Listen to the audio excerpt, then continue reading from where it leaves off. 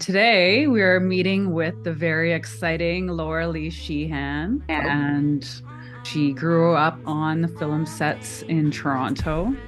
And the Financial Post did a feature on her saying she's a woman to watch in tech in Canada. Now she's running a Kickstarter campaign. The project's called Filter, and she's diving into Canada's still kind of newish cannabis culture. Let's hear about Filter. This interview is brought to you by our sponsor, Gorilla Greens, winner of the top 2 prizes at the Six Nation Cannabis Cup, located across from Toby's Gas Bar.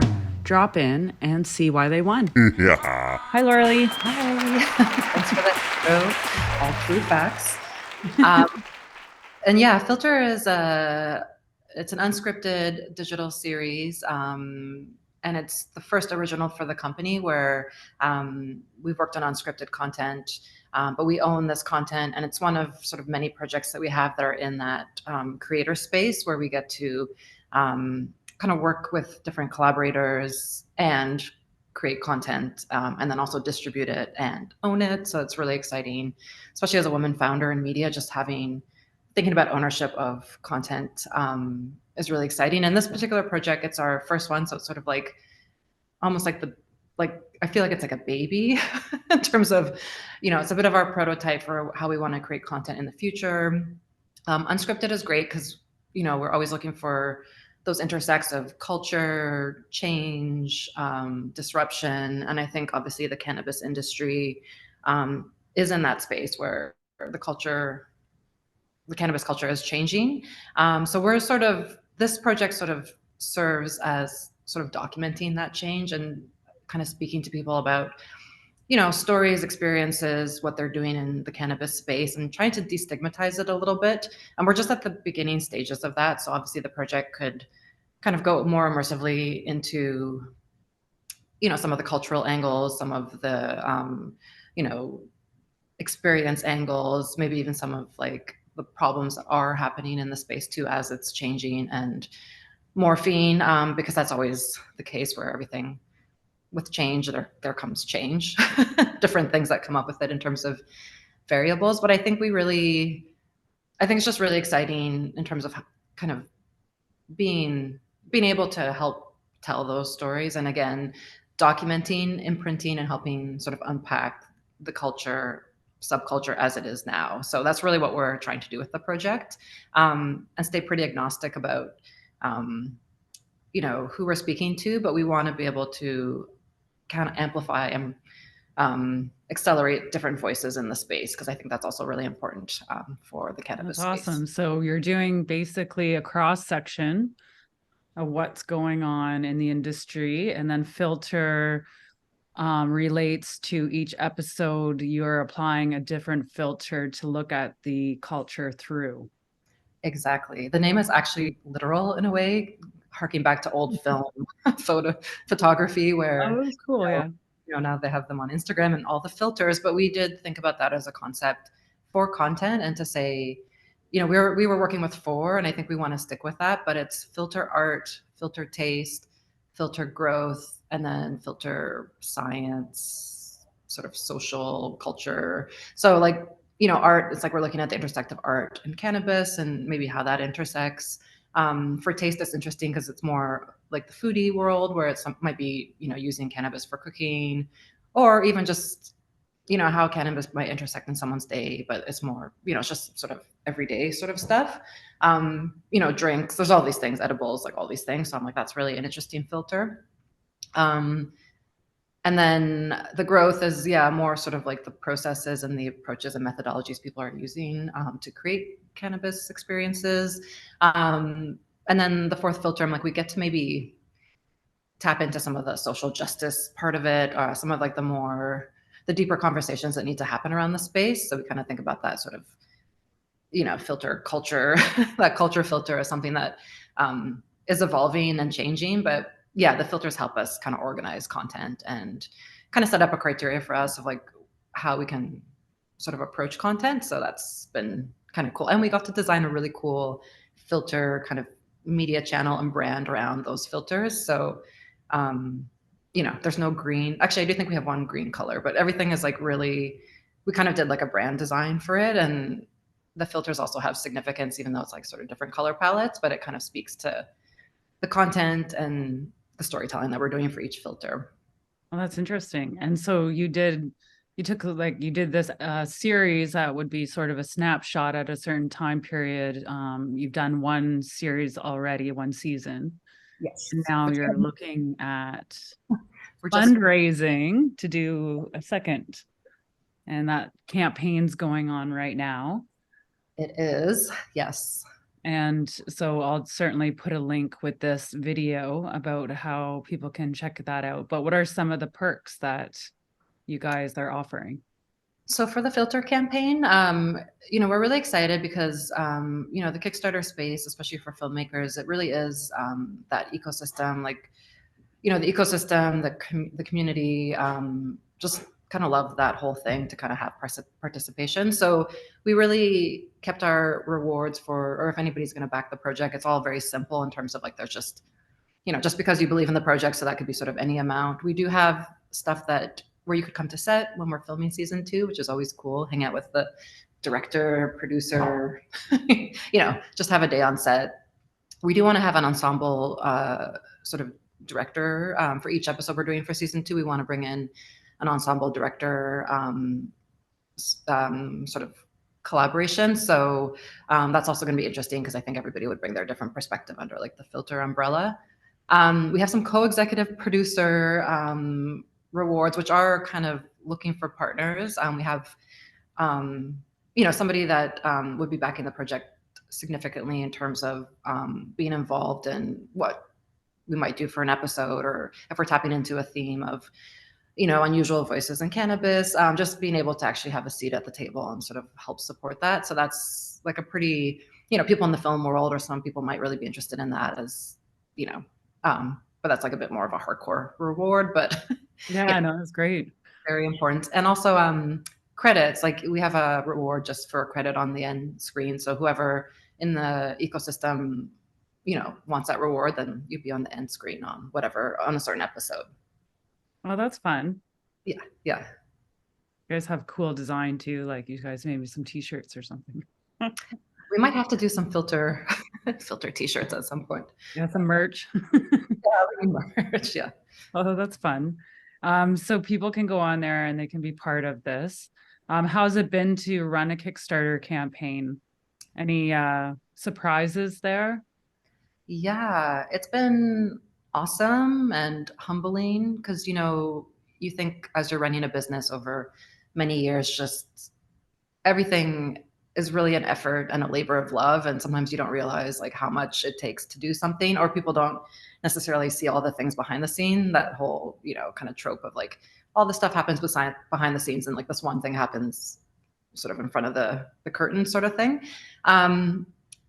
But my team has really, like, we've been working on this project for a long time. We did it during the pandemic. So and as an indie sort of company, and this series is like produced by like an indie film company, it's been really kind of interesting to see the evolution and like the slow but steady but mighty, like one step in front of the other type of process that we've taken.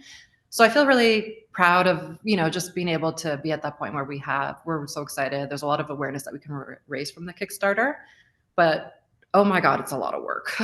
Like, You really need the grit. You have to put the hours in. Those things are not easy.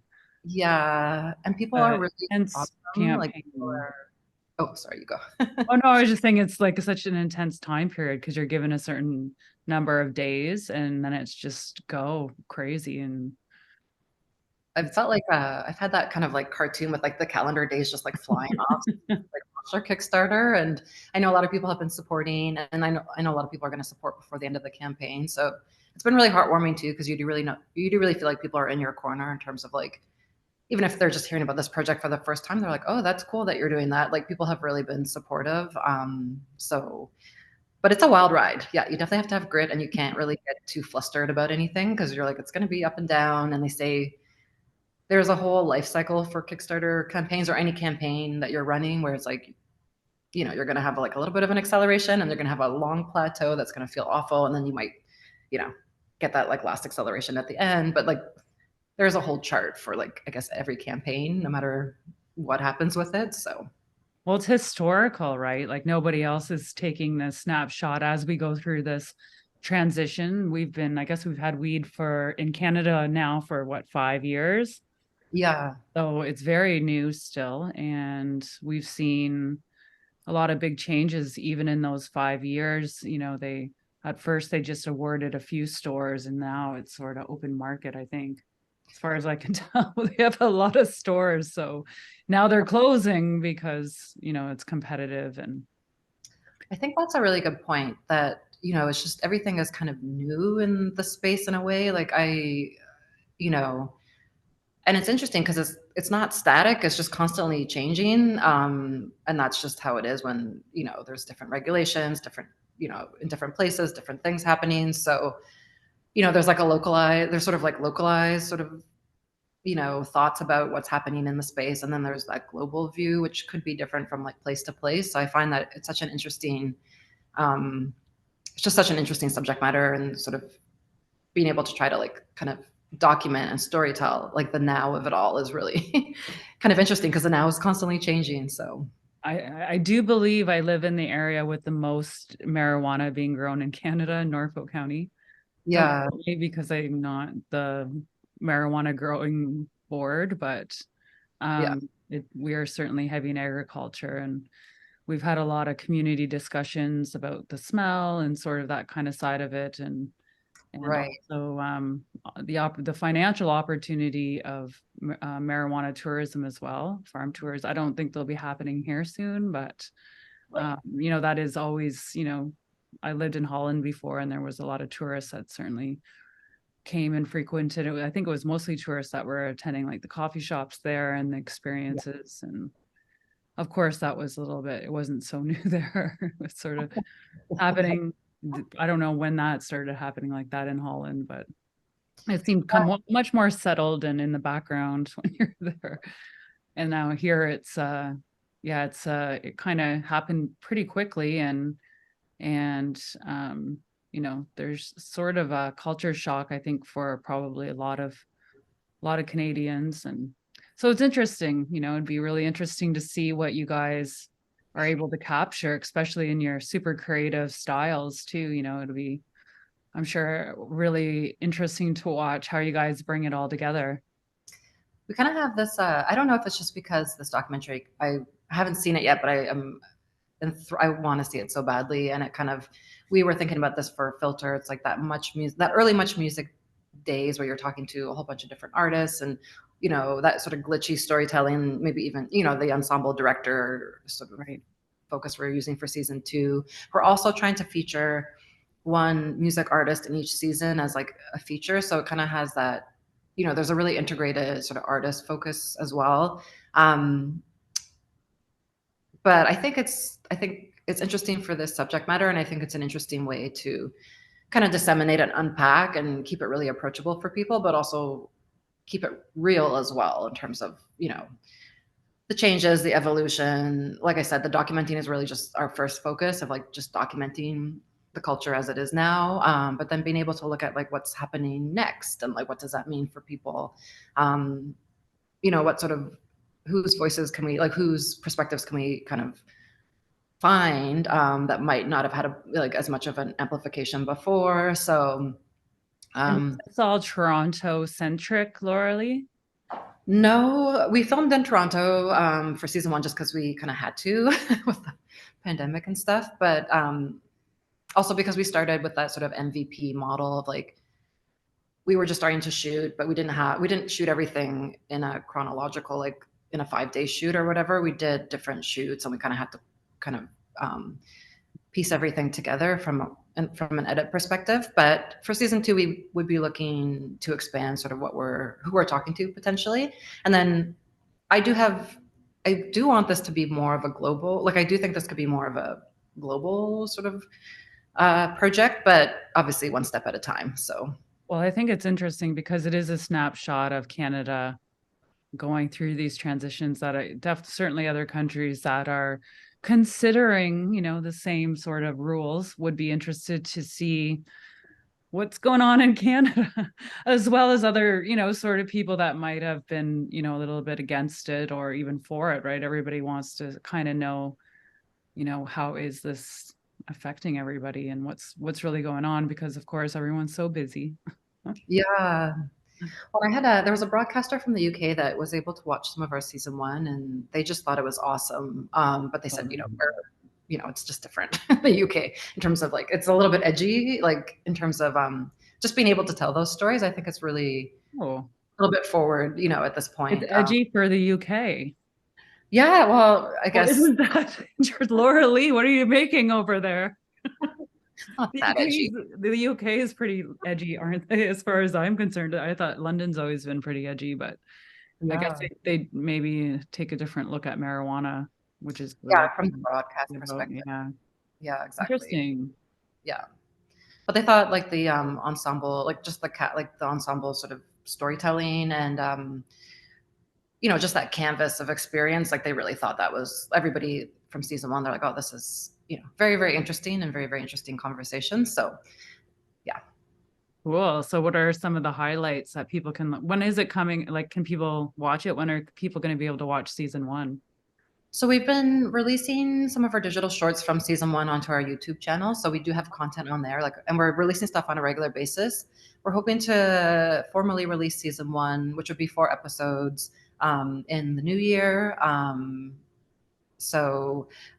Yeah, that's happening. For now, we have some digital teasers and just digital shorts that are kind of pop outs from the season. And yeah, season one is Okay, that sounds awesome. I can put a link towards that.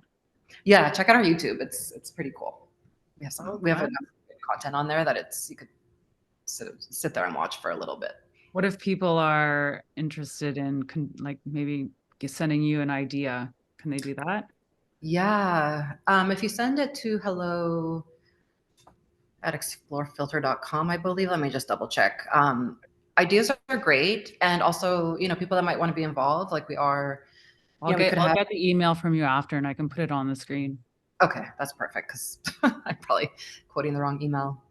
But But also that contribute. whoever has that email. Hello. Let me find it. I'll send it to you.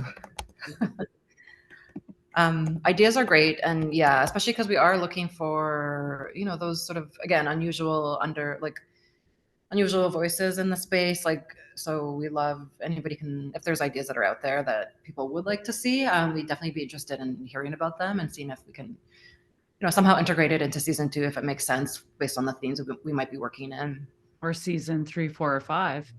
Exactly, we Or can filter the film. yeah Your filter film. the yeah exactly. See where this all ends up. Well, it's kind of neat idea that you could kind of place that on the music industry, your filter idea and snapshot different time periods by using that creative sort of technique. I like it. It's interesting. Kind of like the culture. It's like almost building culture too with the music part. That's really important. I really had a lot of inspo. Both me and the associate producer are heavily involved in music. I should Oh have been yeah. a rock I star, I should have feel. introduced that too. Laura Lee's also a rock star. She's an amazing musician. She's got a cool video from the Drake Hotel shot there during COVID when they were closed.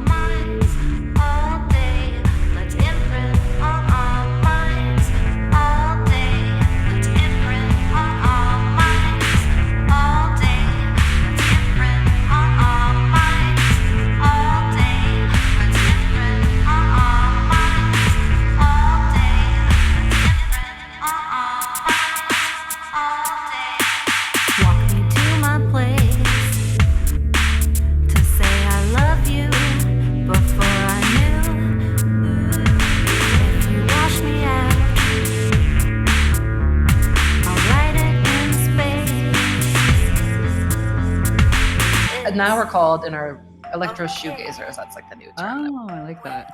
I thought was cool. But yeah, for the music, like music is also a character, and like Toronto has been a character in season one and probably in season two as well. So like the localized storytelling to the point that, or the question you were asking me, I'm like, it is really important. Music is important as a character too. So we got to feature Hannah Beats in our season one, and he's a Toronto musician, producer, amazing.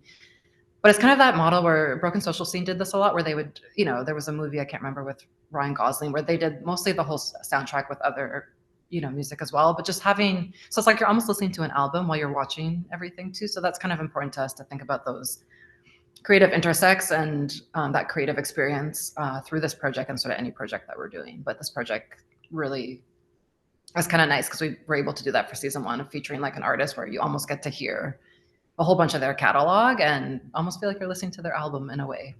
Yeah, it's nice. And that's also part of the snapshot or the time capsule. You just build that other level of depth to what's happening right now.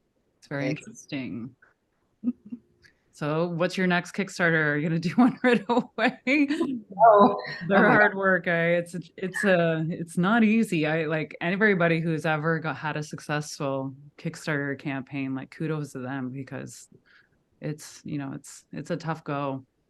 And I think it's good. Like for me, again, just having D55 and, we're doing more and more unscripted content, but I think it's also important to kind of talk about the journey and how like, oh, it's not all glamorous. Sometimes it's really, you don't think you're going to make it. Maybe you will, maybe you won't. And even if you don't make your goal, the thing I love about Kickstarter is like you can run it again. And it is really for, innovation. It is for art. I think film might be harder on Kickstarter in terms of like the ecosystem is a bit smaller for film on Kickstarter. But I really love that model of, it's about creation and it's about supporting creation. So I think they have some great language that they use about, what it means for people to back your project and like what they're supporting in doing so, and how that effort is definitely worth it. Even if the campaign is not successful, I think it raises awareness for what people are doing. And I think that's really, really important. So yeah, for sure. It's like, yeah, it's tough and it's the community and how people will know about you guys. So that's good. Exactly. Yeah, you don't know, you meet different people and people will be following your next projects as well, right? Yeah, and it kind of decentralizes funding, especially for film producers or producers of content. Like it's it's a really important part of being able to push disruptive conversations. So I think kind of having that decentralized model is good. If you can make it work for you, then I think it's not a bad way to go, but also know that it's, so much work. Yeah. It's a lot. Well, kudos to you for trying, and I'm going to share. And if people want to support this awesome project, then please contribute and go after whichever perks that you like. And we'll be following to see how you do. Thank you. And if you come back in January, give us a little bit more notice, and we'll update people. And and we'll go from there. Well, best of luck with your project.